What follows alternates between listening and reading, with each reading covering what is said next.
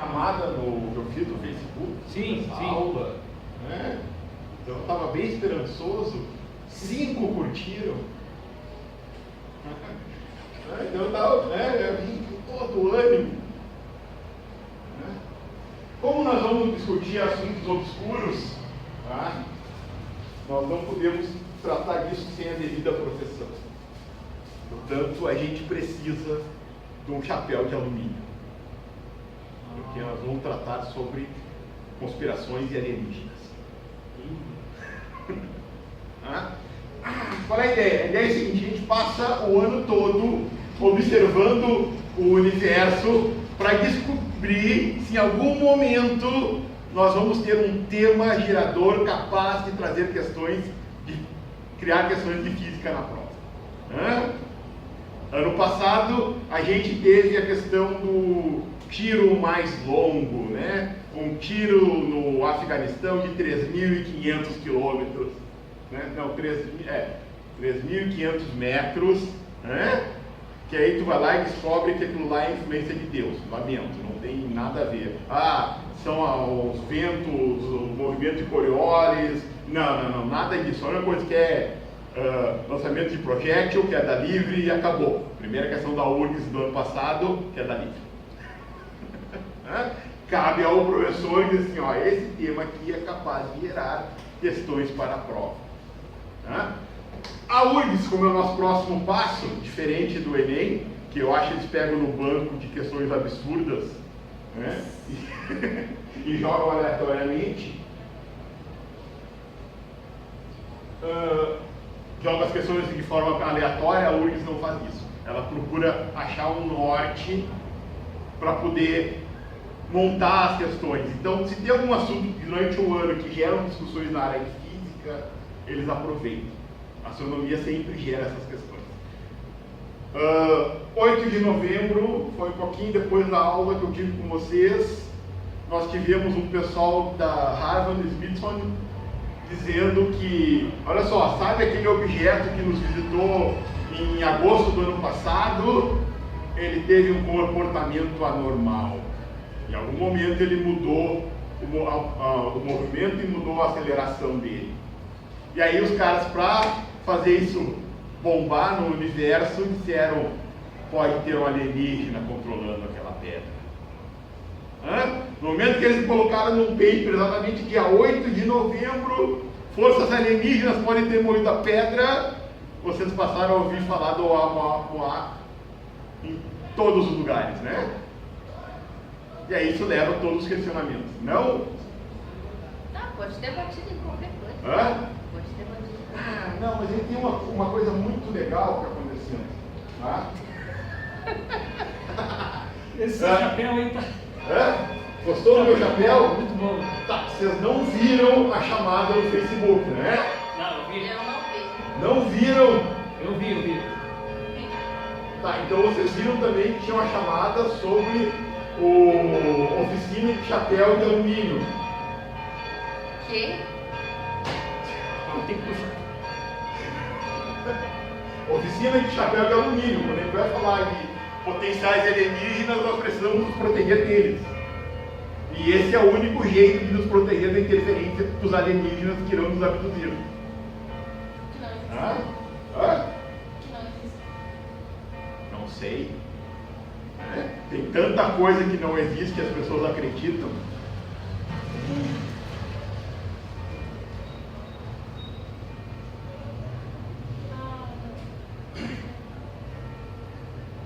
Olha só.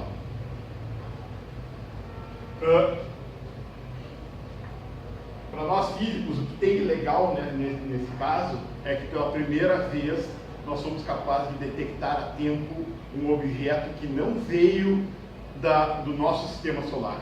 Ele veio de fora. E esse de fora é tão legal que a gente não sabe nem de fora onde. Né? E passou pela gente.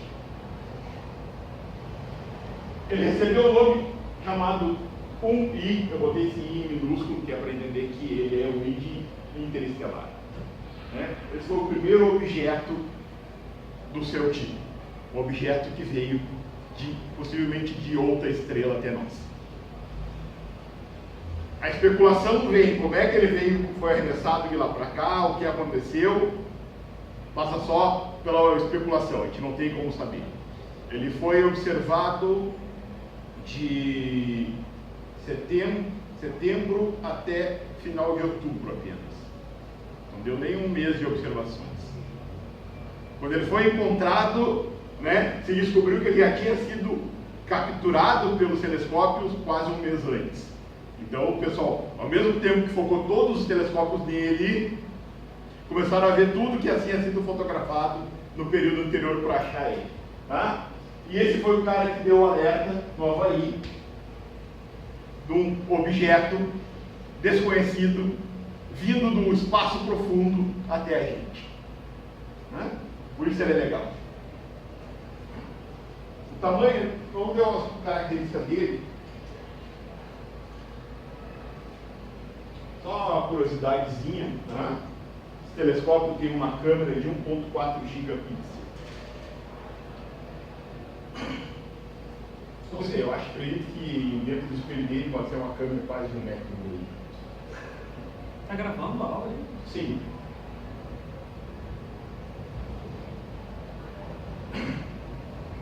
A parte mais legal, isso é o que foi capturado. Esse pontinho aqui, no meio de tudo isso aqui, esse foi o pontinho que foi interessante. E olha que ele está numa excelente resolução. Deve ter uns 8 pixels de resolução. Né? Vou ver se ele abre aqui.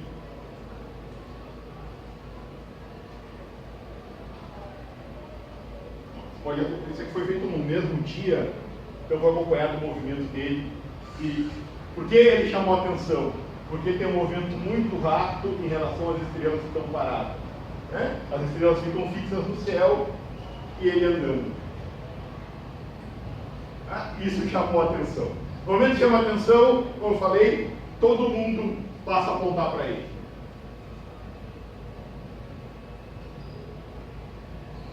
Fecha.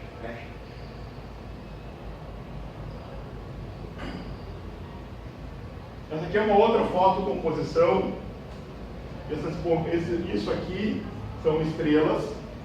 Aqui está ele como um único pontinho, tá? E porque ele não tem rastro, é porque nesse momento ele está sendo acompanhado pelo telescópio.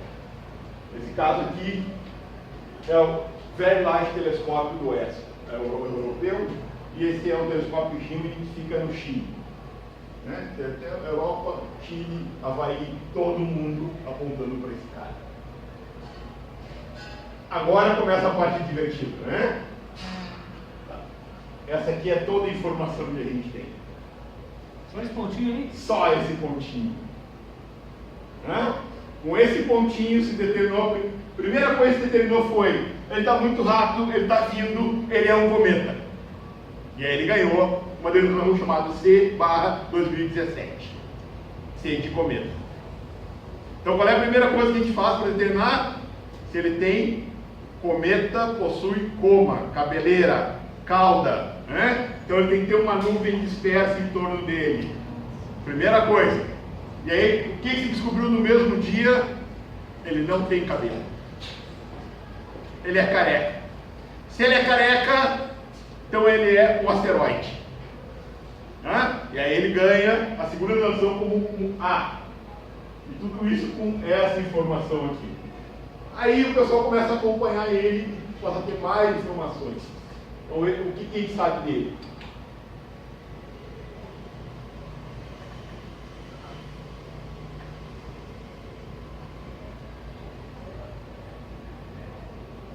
A parte mais difícil. O chapéu esquenta a cabeça, apesar de me proteger contra radiações alienígenas, esquenta muito. De novo, né? Procurar a informação nas mídias, nos sites especializados, eles mostram um objeto desenhado artisticamente. Tá? Os artistas têm uma imaginação muito legal, porque na verdade isso aqui foi o que os astrônomos viram. O quadradinho pisca. Caramba! Eu só vejo um quadradinho na foto e o maldito quadradinho pisca. É A partir desse quadradinho. Sim, isso aqui, tá? A partir desse quadradinho aqui, determinou o quê? Que ele. Esse piscar oscila e tem variação. Mais de uma. Tá? Isso quer dizer o quê? Que ele gira. Né? Nosso amigo gira. Por ele girar, ele muda de cor. Ele pisca. Ele é um cubo. Ele é um cubo. Ele é um quadradinho, mas não, ele não é um cubo. Né? Ele seria mais como uma caixa de sapato. Isso significa o quê? Isso significa o quê? Ele tem cores diferentes, não? Não, significa que ele está girando. A primeira informação que você tem é o seguinte: ele gira que nem um planeta gira, ele está girando. Ele não tem coma, não tem cauda, não é um cometa e ele está girando. Ele está girando, então ele não é um asteroide. Tá, mas tem um padrão nisso? Tem um padrão. Ele gira um período de 3 a 5 horas. Essa variação de 3 a 5 horas quer dizer que ele não gira só assim, ele gira assim também. Não é? Se ele girasse só assim, ele teria um período constante, mas ele começa a girar assim. Tudo quanto é rede, então mostra que ele não tem um período tão constante. Né? O primeiro cálculo do período eram 7,5 horas. Variação da luminosidade. Tudo isso examinando os pontinhos. Tem um paper muito legal que é o que determina se ele tinha. Eu vou ter que tirar o chapéu e deixar os alienígenas no O negócio que o chapéu de alumínio protege, mas esquenta muito a cabeça. Esquenta muito, né? O pior não é isso, é que tem um paper de 2005 que diz que ele não protege. Que pelo contrário, pela forma dele, faz com que as ondas eletromagnéticas atravessem e criem um foco, então permitindo que os alienígenas entrem com mais potência no teu cérebro. A solução é fazer um capacete que cubra toda a cabeça. Podemos tentar isso na próxima aula. Capacete. Um capacete que nem um de motoqueiro. É isso que eu ia falar de motoqueiro. É um capacete de motoqueiro para se proteger dos alienígenas e não correr o risco deles usar essa forte telepatia e quererem nos abduzir. Voltando, né? Então, toda a informação que tem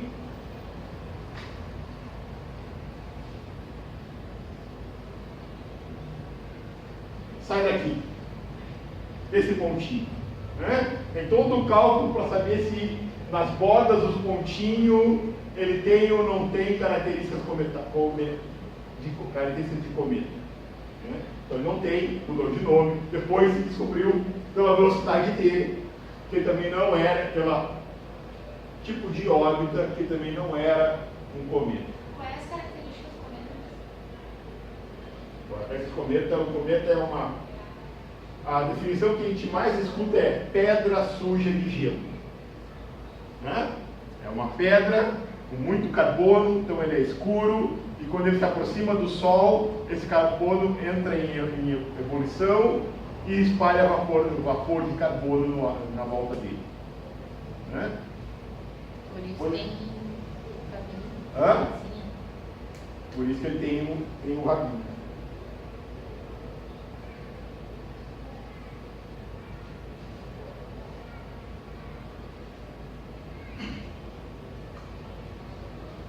E a outra coisa legal, né? Fazendo o acompanhamento, se descobriu a trajetória dele. E ele tem uma trajetória, né? Isso aqui que vocês estão vendo em azul clarinho são as órbitas dos planetas do nosso sistema solar. Isso aqui é uma órbita padrão de um cometa, tá? Vindo da região transneptuniana. Vou nem entrar mais nesse detalhe do que é isso, tá? todos os cometas e asteroides que nós conhecemos vêm de dentro do nosso sistema solar. Esse é o primeiro cara que a gente consegue perceber, não é que já não tenha vindo dos outros, consegue perceber que veio do espaço fora do sistema solar.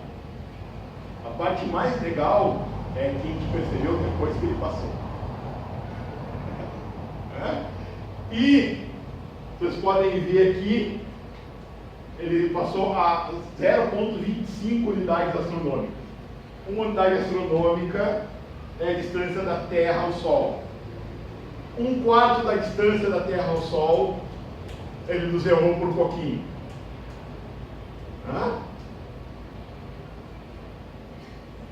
Dentro desse tipo de ambiente, isso é muito pouquinho, é um rasante. Nas proporções astronômicas, isso foi um rasante. Tá, mas não tem a questão da gravidade, ele não seria atraído? Essa é a parte legal! E aí que a gente põe a culpa nos alienígenas.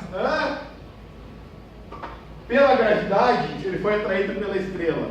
Ao ser atraído, ele ganha aceleração, e ao ganhar aceleração, ele escapa. Mas normalmente isso é o que acontece com os cometas aqui fora. Eles ganham aceleração e perdem, se aproximam. Só que esse cara ganhou muita aceleração. Aceleração bem desproporcional. Algumas coisinhas a mais.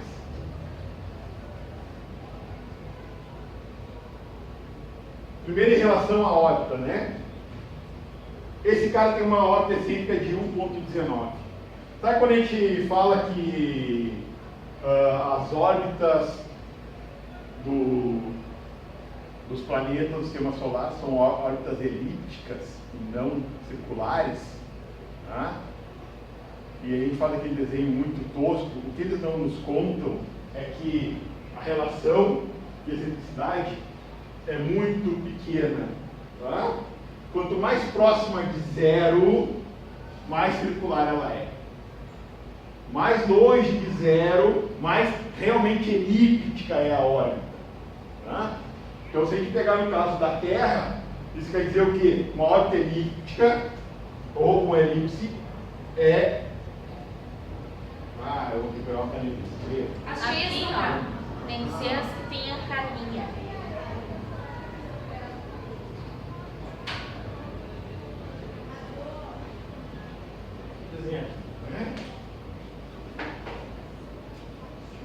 Um círculo, tu tem o centro do círculo, né?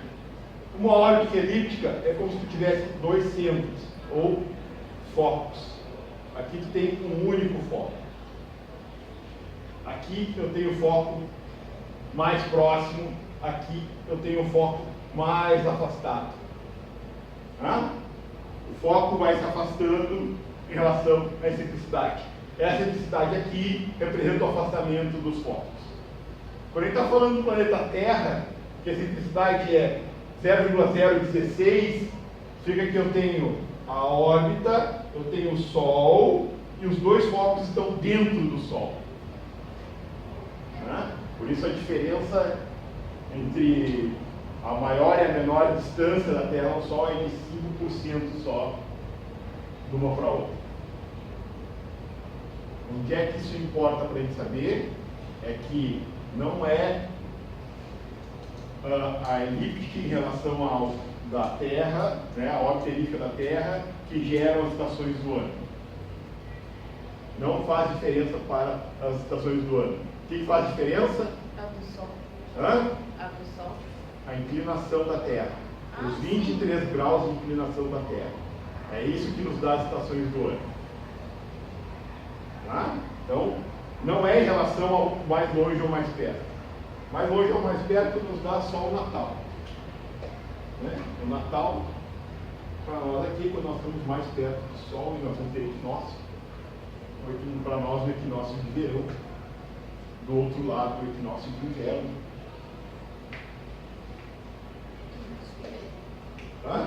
Sim, não. O equinócio é aquele dia Equinócio em e que... solstícios. equinócio e solstícios.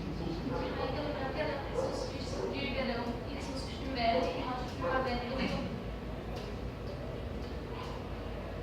equinócio é quando eu tenho o dia e a noite com a mesma duração. Solstício entra mais para a questão, de calendário e organização dos festejos, dos padrões, todos absorvidos pela Igreja Católica, graças a Deus.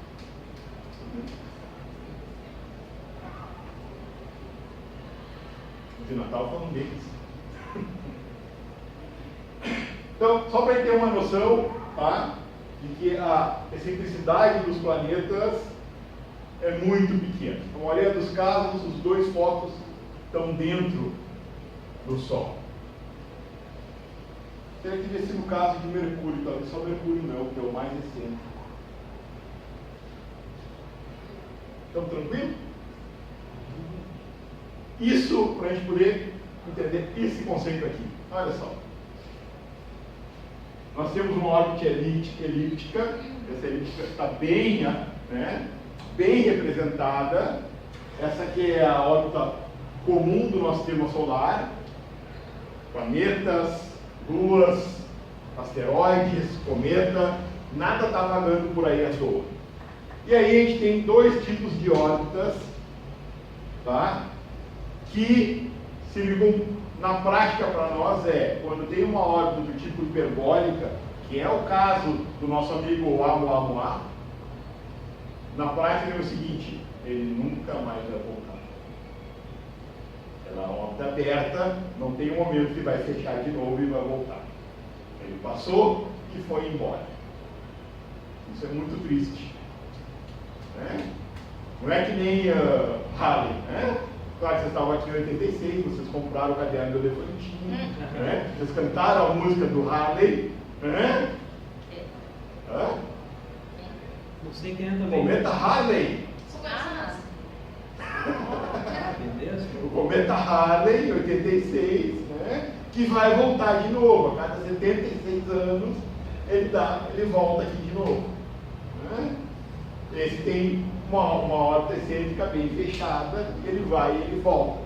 Nosso amigo com órbita de 1.13, ele está aqui, aqui no meio, e ele vai embora. Ele passou por nós e nunca mais vai voltar.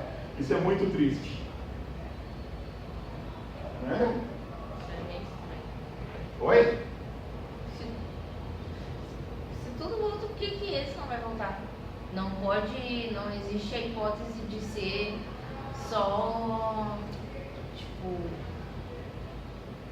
só uma, como é que é o nome? Agora só uma órbita que seja, muito extensa e que existe. Talvez quando ele voltar, não vai mais existir a Terra? Existe, Se especula que essa órbita tem em torno de entre 400 e 900 milhões de anos. Tá. O que para nós é nunca mais voltar. Ou seja, se ele passou aqui alguma vez antes, os dinossauros acenaram para ele. E agora, ele é fantástico porque pela primeira vez a gente conseguiu detectar um objeto tão pequeno. Você viu lá no começo qual é o tamanho dele, 400 metros. Não é pequeno.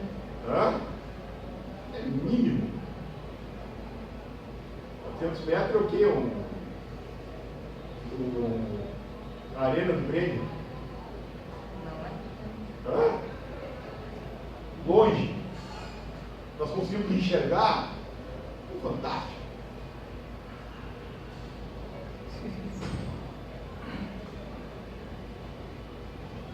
Esse desenho aqui é legal, tá? Tá meio ruim de ver, mas só para entender que isso aqui é a Terra nos meses outubro, novembro, dezembro, tá? Foi hoje que a gente conseguiu ver, E como hoje ele estava, só que a gente só pegou nesse trajetório aqui, a partir de outubro, quando ele já tinha passado pelo periélio dele, ou seja, uma distância maior, e ele já estava longe, indo embora. Todo esse pedaço aqui que ele chegando, nós não vimos, porque ele passou muito pertinho da gente em setembro de 2017. E a gente só viu ele depois que ele foi embora.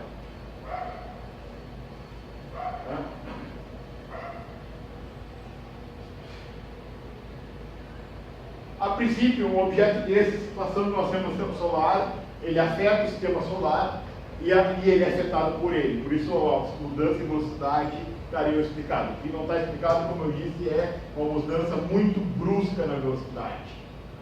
É isso que nós vamos ver agora. Tem alguns cientistas tentando descobrir se a passagem dele não alterou períodos orbitais dos outros objetos, da Terra, Marte, Lua, qualquer coisa assim. Vão levar mais uns 3 anos para dizer se sim, não ou talvez. Olha só, tá? Só para ter uma ideia. Isso aqui, em quilômetros por segundo, é a velocidade média de um cometa. Um cometa está vindo lá da nuvem de Oort. Eu nunca vou saber o que é isso aí.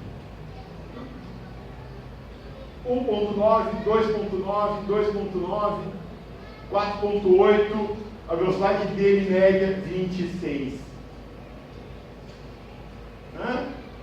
Na ordem de 10 vezes mais rápido do que um cometa. Só isso aqui já geraria um assombro. Tá? Ele é na ordem de 10 vezes mais rápido do que um cometa. Agora, olha só o que aconteceu aqui, ó. Ele vinha com a velocidade média em 9 de setembro, 9 de agosto, 9 de setembro, 10 de outubro, a velocidade passou de 26 para 49 km por segundo, 87 km por segundo, e conforme ele foi saindo, ele foi baixando até estabilizar a velocidade. E essa parte aqui é que vem toda a discussão. Né? Quando a gente está falando em cometas, aumentar a velocidade, a gente está falando desse 2.6 virar no máximo 4. E é constante? Sim. Né? Ele tem uma pequena mudança em velocidade, seria passar de 2 km por segundo para 4. Espantoso. Não, ele passou de 26 para 87. Né? 3 vezes a velocidade. E aí que começa a especulação. O que pode fazer uma maldita pedra rosa ou vermelho clarinho, como disseram? Sim, aqueles pixels que eu mostrei lá determinou também a cor do objeto. Pela cor do objeto, tu determina de que material ele é feito. Nós já sabemos que o avermelhado mais forte dos asteroides indica que ele vem da área externa do sistema solar. Ele tem uma característica que tem um avermelhado fraquinho, o que quer dizer que ele pode ter se desgastado durante a viagem. Mais uma razão por ele ser considerado de fora do nosso sistema solar. Que elementos são esses que determinam essas coisas? Não sabe tudo. Como assim, que elementos? Não sei, tipo, se tem uma cor diferente, é formado por alguma coisa diferente. Nós percebemos essa cor porque ele é refletida pelo Sol. A partir da espectroscopia, nós determinamos pela cor que tipo de metais ou rocha ele tem. Devia ter separado o espectro dele, é bem legal. O espectro e a margem de erro. Eu passei a última semana e meia lendo papers. O espectro é a questão das ondas e das cores que... A difração da luz, lembra, né? Tá. Newton foi lá o prisminha, imprimia na janela e abre o espectro de luz. É isso? Legal. E a gente tem lá, monta o arco-íris em cima da mesa. Bunsen e Born, se não me engano, começa a determinar que cada elemento químico, quando queima, gera uma luz de uma determinada cor. Com riscas espectrais, ou seja, falhas na cor, características de cada elemento. Eles queimaram muita coisa. Sim! Imagina 2 cidadãos trancados no escuro queimando tudo. Foi eles. A parte mais importante do estudo foi ter queimado hidrogênio e encontrar as linhas espectrais do hidrogênio. Só isso aí já rendeu, né, uma vida de bateção de palma e panela para as criaturas que foram fogo. Né? Tudo botando fogo. E aí só tu lembra de Bunsen só pelo bico de Bunsen, que é a coisinha que ele usava para queimar. Pela primeira vez alguém queimando tudo teve algum reconhecimento. O que vai acontecer com esses dois? Eles vão criar toda a química moderna. A partir da análise espectral. Análise espectral é o quê?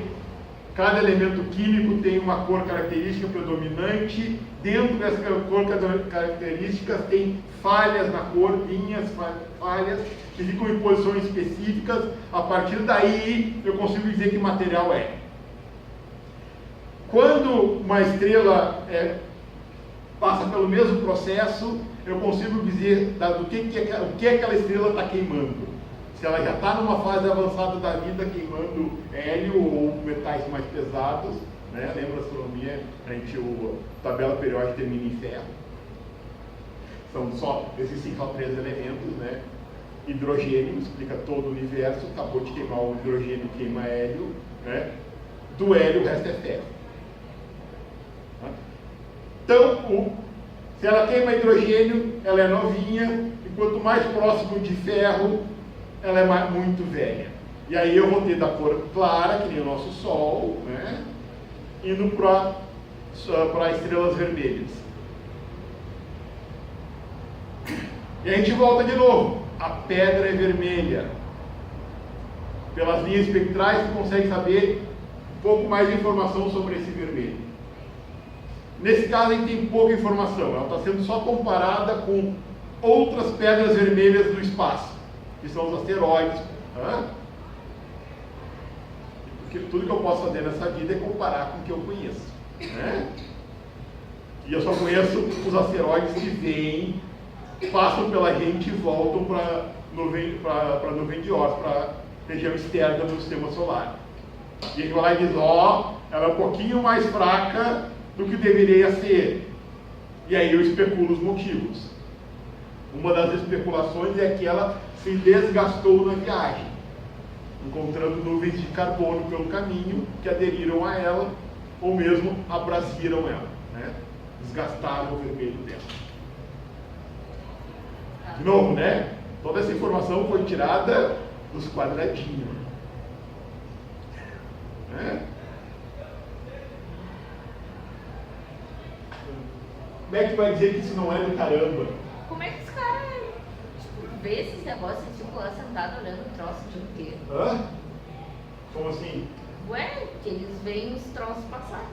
Não, o troço fica apontado para o céu o tempo todo, gravando. Tá? E ele está lá marcando assim, ó. Isso é estrela, isso é estrela, essa estrela. Qualquer coisa que seja diferente dessas estrelas, me avisa. Tá, mas é um sistema que faz isso. Manda SMS. É o computador que faz isso. Sim, tem um computador que o tempo todo lá comparando a foto de agora com a foto de 5 minutos atrás. Uma foto mudou, não mudou. Apareceu um pontinho no meio do caminho. Aí o que acontece? Manda SMS e acorda o astrônomo. Ah, tá, então você tá dormindo, né? Hoje em dia, antigamente, a astronomia romântica, tu montava o telescópio, olhava as estrelas, fazia análise, muito legal. Hoje não, hoje a astrônomo trabalha normal das 8 às 5 da tarde, né? Processo todo o material da noite anterior durante o dia, tá? Não tem que ir até o telescópio, recebe tudo na universidade aqui, né? Tem um paper que eu não achei, se não me engano, o nome do rapaz é Fernando Fernandes. Ele está fazendo doutorado lá no Observatório de Valongo, Minas, né? E ele fez o cálculo sobre qual é a idade desse objeto. Legal, ele não foi nenhum telescópio. Ele pegou, né, os dados que os outros forneceram e só fez o processamento matemático e calcular tudo aquilo lá, determinar a partir da órbita Da órbita do objeto, do tipo de órbita do objeto, qual a possibilidade dele. Assustador, né? Esses caras ganham bem. E a gente mal sabe dar o troco quando compra lanche. Esses caras ganham bem. Comparado a quem? Ao juiz. Nunca, ninguém ganha tão bem. Né? Os caras todos passaram, né? Se deram aumento para 39 mil reais, fora os abonos e as outras coisas. Né? Não. Tá? Ele é um doutorando, quer dizer que provavelmente ele ganha bolsa, a bolsa dele deve ser no máximo de uns 3 mil reais.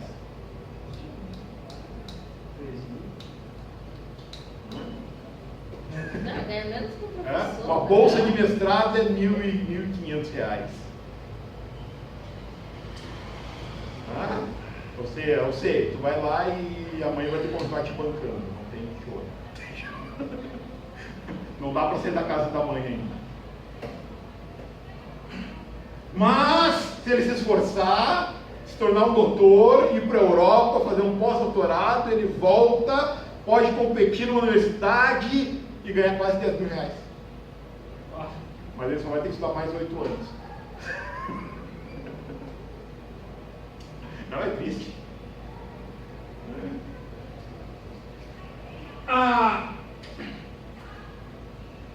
Essa é a parte legal e essa é a parte que deixa as pessoas todas piradas, né? A discussão é o que pode ter feito com que a pedrona havaiana tenha mudado, ganhado tanta velocidade. Tá? A primeira especulação, da qual não houve não tem como confirmar ainda, talvez aconteça nos próximos meses, pegando todas aquelas fotografias que foram tiradas de filme, analisando tudo de novo, com técnicas novas, que ainda vão aparecer, é que ele se comportou como se comporta um cometa porás próximo do Sol. Lembra? O que gera a cabeleira do cometa? A aproximação do Sol e a radiação solar. O calor faz com que aquela camada de carbono do gelo seco se desprenda de forma cabeleira. Em alguns momentos, essa reação de desprender esse gás, dessa poeira, é chamada de reação violenta e aumenta a velocidade do cometa. Tá? Então, se especula que essa pedra teve também uma reação mais violenta, liberou muito gás, no qual a gente não foi capaz de detectar ainda, e tenha feito o aumento de velocidade dela na saída. Né? Ela só ganhou um aumento quando foi embora. Mas queimou muito gás, não teria que... Gerar uma cauda! E essa é a parte legal. Por isso que gera assim, tá, se gerou o gás, cadê a minha cauda? Tá, e o formato? Né? O formato tanto faz. Já vamos chegar lá. Aí chega no segundo item. Né? O segundo item é assim, ok, não foi gás.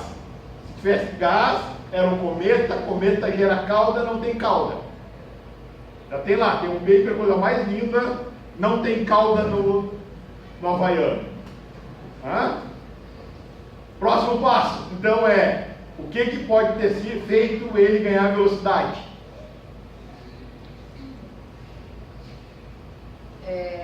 Uma das coisas é o conceito de vela espacial. Tá? É um conceito novo para futuros novos satélites que vão percorrer o espaço profundo indo para outros planetas. A radiação, uma vela, né, fininha, é empurrada pelo vento solar para fora e ganha velocidade dessa forma. Tá? Tem estudos em relação a isso de construir uma vela solar, né? Como vela solar. A questão é que essa maldita vela está dando cambalhota no ar. Para ele ter um comportamento de vela, ele teria que ter uma espessura muito fina e ser constituído de um material que nós não conhecemos ainda. Já são perto das conclusões que tiraram. Ou ele solta gás, ou ele tem uma função de vela, ou seja, ele é feito de um material que nós não conhecemos Se é um material que não conhecemos, ele é um material alienígena. Eu vou botar de volta no capacete, porque agora a coisa fica feia. Não, mas nem se for muito leve. Nem se for muito leve. Ele teria que ter a espessura de milímetros, até onde nós conhecemos de materiais possíveis. Tá? Portanto, ele teria que ser de um material que propiciasse fazer isso, e esse material nós terráqueos não conhecemos ainda. Quem conhece? É aí que os caras abusam na boa vontade no artigo, dizendo assim: tem chance que tenha dedo de extraterrestre que vem aqui e roubam nossas vacas e riscam as nossas plantações. Eles vêm nos observar, só que nós vimos eles antes, então eles fugiram. Como é que eles sabem que a gente viu eles antes? Como é que eles sabem que... Eles devem, controlar nossos pensamentos e invadir nossos sistemas de comunicação. Eles são alienígenas muito mais avançados que a gente. Mais ou menos que nem aquele maluco que foi catequizar uma ilha lá na Indonésia e tomou flechada.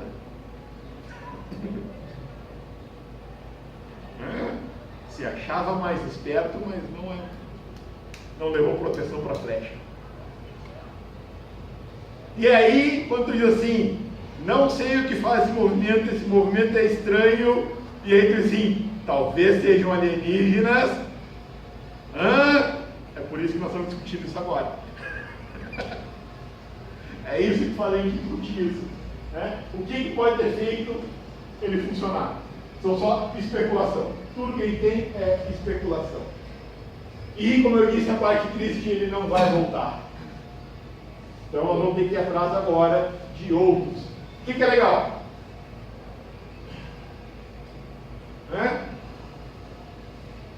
Nós temos uma organização internacional de astrônomos capaz de, em pouco tempo, apontar todos os telescópios para o mesmo lugar e capturar a mesma imagem. Ou seja, grande chance que a gente não caia no mesmo truque que os dinossauros caíram. Ser acertado por um meteoro sem saber. Estamos chegando perto. Um objeto no espaço, um quarto de uma unidade astronômica sendo detectado, isso é um efeito fantástico da nossa ciência. Lógico que a gente só viu depois que foi embora, mas já até então, antes de 2017, nós não éramos capazes de entender nada. A gente apontava os telescópios a esmo, e agora não, eles podem ser sincronizados para procurar a mesma coisa. Significa que existem coisas vindo além do nosso sistema solar até a gente, e nós temos que melhorar nosso equipamento em detecção. E é isso que vai acontecer nos próximos anos. Ou seja, telescópios melhores, telescópios maiores. Lembra que o Hubble está no espaço já vão 20 anos, ele já era para ter sido atualizado e não foi. Agora é um motivo para isso voltar a ser discutido. Precisamos de telescópios espaciais novos, modernos, apesar do Hubble ainda ser do caramba. Mais tecnologia científica de cara baixando a cabeça e fazendo matemática. Sem a criatura, fazendo aquela análise da variação do pixel, se na variação da luminosidade do pixel eu consigo detectar os gases, como detectar isso, nós temos que melhorar também. Então nós vamos ver nos próximos anos muitos físicos se debruçando de novo em todas aquelas imagens que foram capturadas naqueles 2 meses de 2017. E alguns propondo coisas tão legais quanto essa, que isso é um prelúdio de uma invasão alienígena. Eu vi cada vídeo louco no YouTube. Vocês não têm noção. O quanto os fãs de alienígenas ficaram exaltados. Alguns são muito sérios, tá? Eles usam o conceito de ufologia alienígena para discutir ciência de verdade. Mas esses são 2%. Os outros 97% querem saber quando é que o alienígena vai devolver a minha vaca, que ele abduziu. E por que ele escreve na minha plantação? Tá?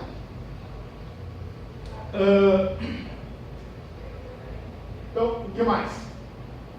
Nós já temos tecnologia para poder descobrir os tais dos exoplanetas, né? Planetas observando outras estrelas. Por isso que a gente aprendeu muita coisa, né, procurando planetas em outras estrelas, se for trabalhado em cima dessa observação. Isso quer dizer o quê? Pela variação de luminosidade de uma estrela, descobrir se tem um planeta orbitando ela. Isso a gente já faz bastante e é bem legal. Bem interessante, tem um grupo na URGS que trabalha com isso.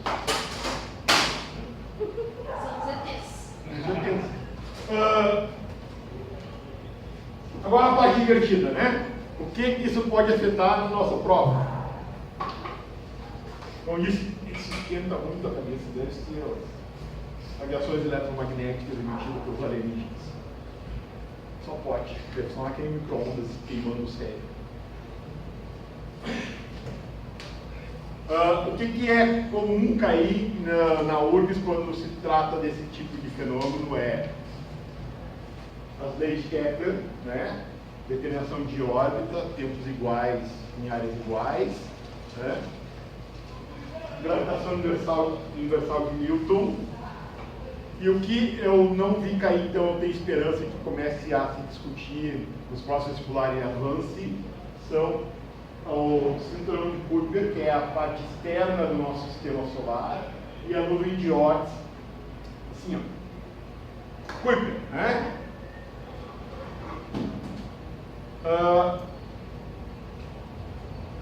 Nós temos o Sol e nós temos todas as órbitas dos planetas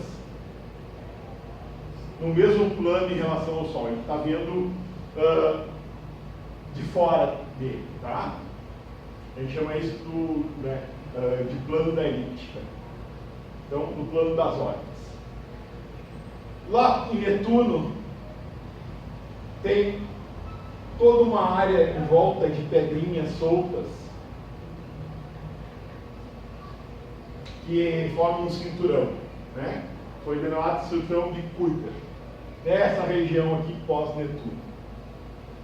Quem é que está nesse cinturão de Kuiper se tivesse sido encontrado nos últimos 30 anos? Plutão. Plutão é um objeto transnetuniano, foi encontrado lá. Aí depois nós encontramos Plutão, Egna, Coar, e aí a gente descobriu que tem muita coisa aqui. São milhares de pedras aqui, nessa região.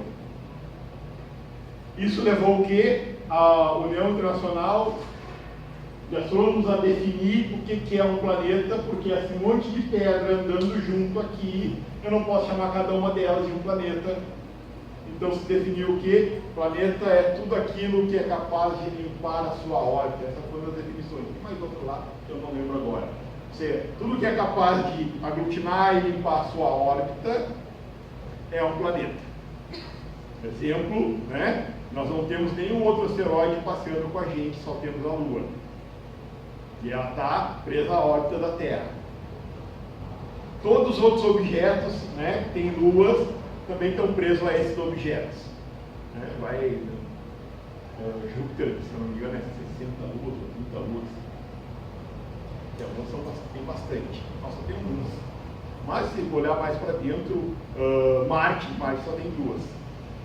As duas grandes batatas de Marte, chamadas Focus e Deimos. O medo do vapor.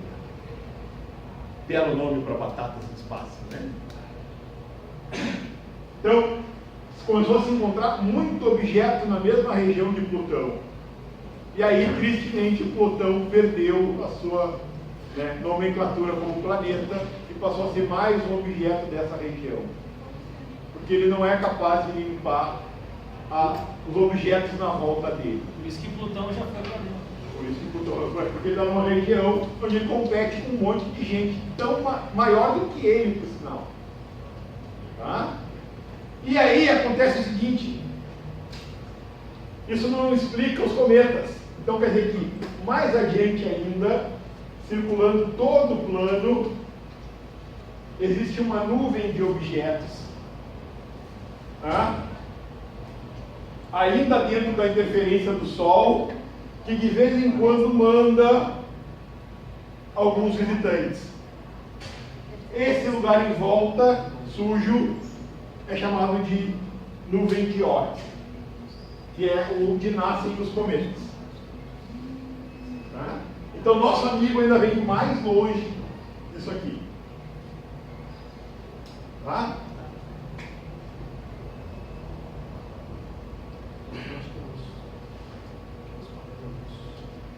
E eu acho que é isso por hoje. Eu quero conversar outras coisas. Tem com questão? vocês. Ah, tem uma. Tem uma. Vou fazer rapidinho.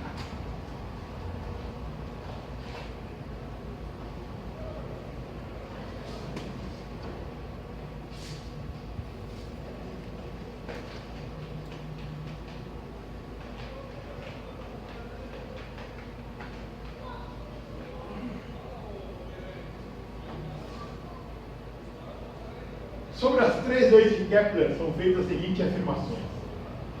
A órbita de cada planeta é uma elipse, com o Sol é um dos focos. Não são os 2 focos no Sol? Hã? Ao menos um é no Sol. Essa é uma afirmação. O fato do outro também ser dentro do Sol é só o problema do Sol ser muito grande. Então, como eu disse, eu acho que talvez o Mercúrio, a outra não seria dentro do Sol. Mas seria que calcular. Verdadeiro.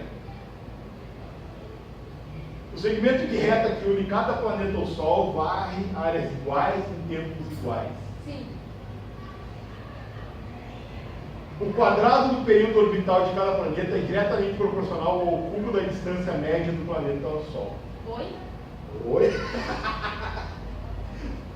O quadrado do período orbital de cada planeta, né? Período ao quadrado, é diretamente proporcional Ao cubo da distância média. média. Olha só, né? O cubo da... Eu não sei se é verdade, acho que não. É. Porra, então as 3 estão no Sol. Sim.